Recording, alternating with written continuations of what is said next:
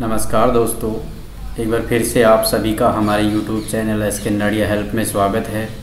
यदि आप हमारे YouTube चैनल पर नए हो तो चैनल को सब्सक्राइब कर लें और YouTube के बेल आइकन को दबा दें ताकि आपको नोटिफिकेशन के माध्यम से जल्द ही वीडियो मिल सके।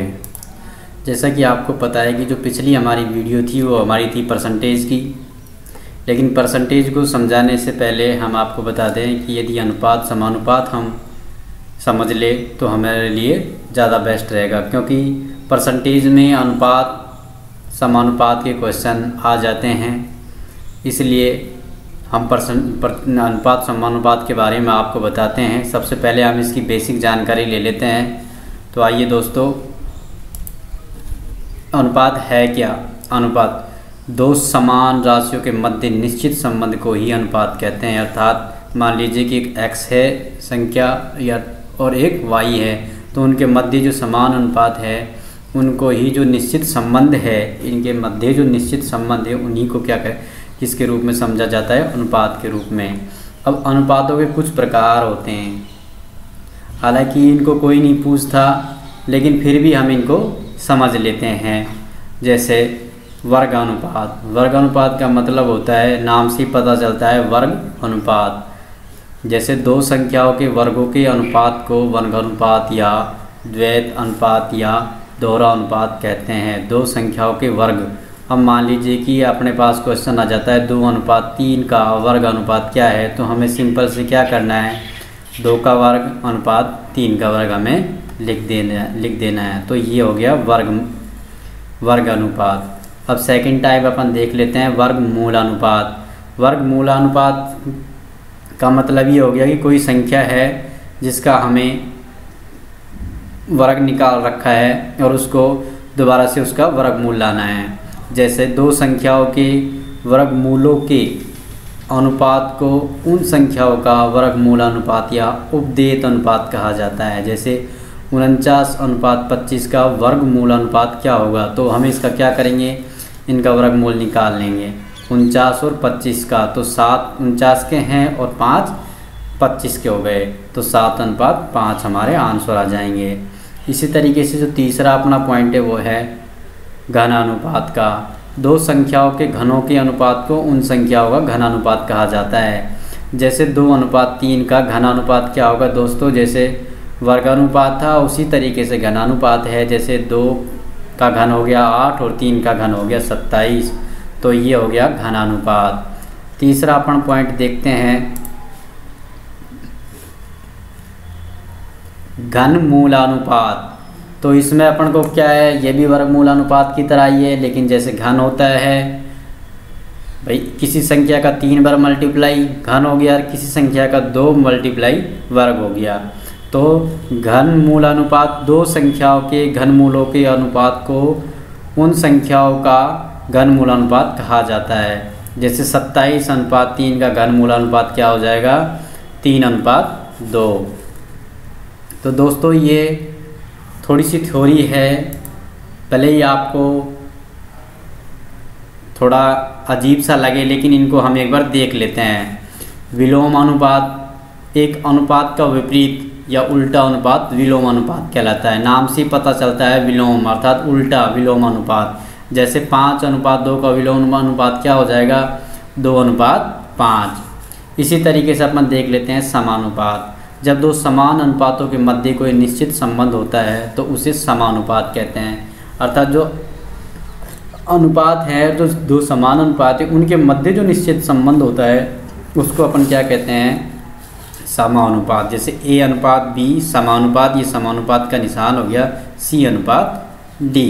अब इसको अपन सोल्व करने का जो तरीका होगा उसमें ये हो जाएगा कि बाह्य पदों का गुणनफल इक्वल में मध्य पदों का गुणनफल। तो ये अपन को ये सूत्र याद रखना है। अपने याद क्या, ये अपने वैसे ही माइंड में बैठ जाएगा यदि हम कंपटीशन की तैयारी कर रहे हैं तो ये अपन ध्यान रखें, बाह्य पदों का गुणनफल बराबर मध्य पदों का गुणनफल।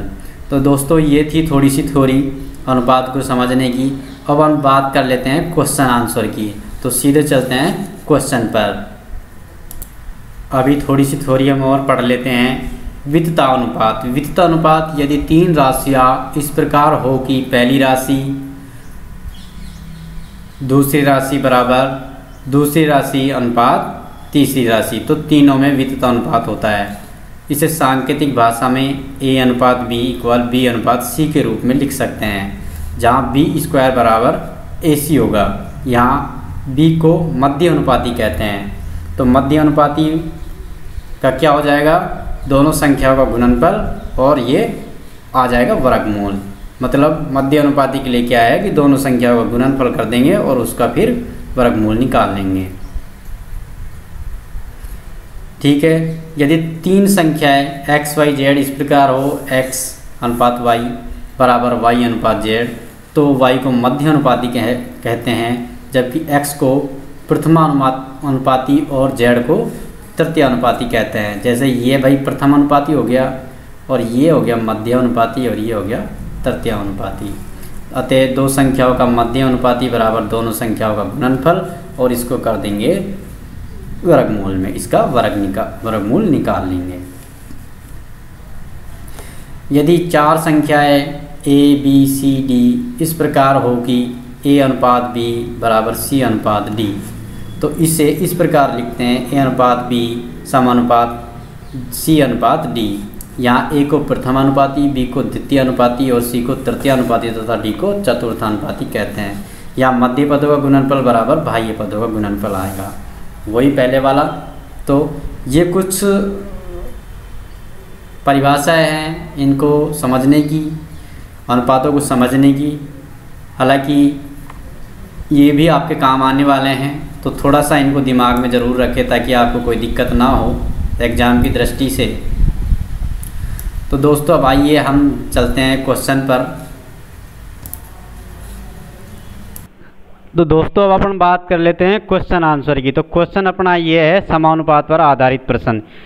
क्वेश्चन है यदि 5 अनुपात 8 समानुपात 150 अनुपात x हो तो x का मान क्या होगा। तो सिंपली हमें वो जो फॉर्मूला था वो माइंड में याद रखना है और आंसर निकालने हैं। ये अपने ऑप्शन हो गए A 180, B 190, C 200 और D 240। अब हमें आंसर करने हैं, सिर्फ हमें हल्का सा दिमाग में रखना है कि क्या करना है भाई। आंसर में इन दोनों का गुणा करना है और इन दोनों का गुणा करना है। पेन चलाओ ही मत, यहीं की यहीं काट दो दिमाग से। 5 या 15, यहाँ कितने आ जाएंगे 30। अब यहाँ 30 आ गए, अब बच गया x। 30 को 8 से गुणा कर देंगे तो कितने आ जाएंगे 240। अपना आंसर क्या हो जाएगा 240। ये छोटे क्वेश्चन थे इसलिए यहीं की यहीं हो गए। जटिल क्वेश्चन भी हम आपको समझाएंगे। अब हम इनको डीपली समझा देते हैं। जैसे भाई 5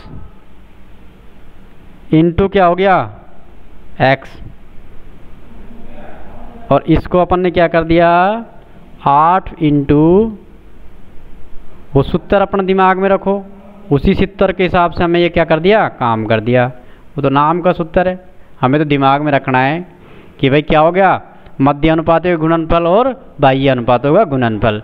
तो हमें क्या करना है, जब 5 को गुणा करेंगे x से तो 5x आ जाएगा। तो x लेंगे नीचे, x का मान निकालेंगे तो क्या करेंगे भाई, इसके नीचे ये जो 5 है ये यहाँ चला जाएगा, ये 5 यहाँ चला गया। इसको इससे काट दो भाई, इसको इससे काट दो, ये 30 आ जाएंगे यहाँ। 5 या 15 और इनको कर दो क्या गुणा, तो 8 या 24, हमारे आंसर क्या आ जाएंगे 240। तो बताओ इसमें कितनी सेकंड लगी, सिर्फ हमें 2 सेकंड में ही आंसर कर देना है भाई। 5 या 15 30 आ गए और 8 या 24 240 हमारा क्या हो गया आंसर हो गया। अब लेते हैं अगला क्वेश्चन। अब जो अपना अगला क्वेश्चन है, यदि x अनुपात 81 समानुपात 4 अनुपात x हो तो x की वैल्यू क्या होगी। भाई निकालो आंसर, बताओ कितने आंसर आए। इसके लिए हमें कुछ नहीं करना है, सिंपल सा दिमाग लगाना है। ये ऐसे गुणे हो गए और ये ऐसे गुणा हो गया। अब हम देखते हैं कि x को x से गुणा करेंगे तो क्या आ जाएगा x स्क्वायर आ जाएगा, और उसमें बराबर में क्या आ जाएगा 81 इंटू 4।